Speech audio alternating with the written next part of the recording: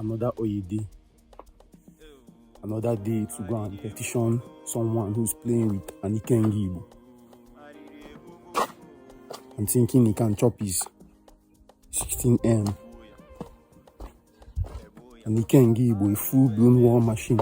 Ichie, a great user. And it's always India Jochi who have been exiled from Anibu. They are Nitu also, who are always looking to finesse the life out of their struggling brothers at home.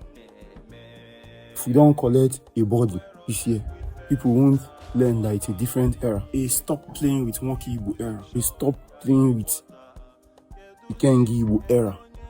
Ekwensu for whining. Ekwensu a full-blown war machine.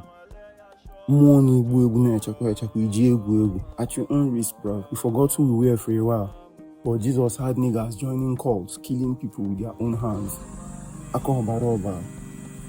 It is the Lord brings an Emeka Cambodia take it away doctrine. When Abaradina Ineben Nagi, your father's Ikenga, your own Ikenga, will put the fear of the Lord into miscreants.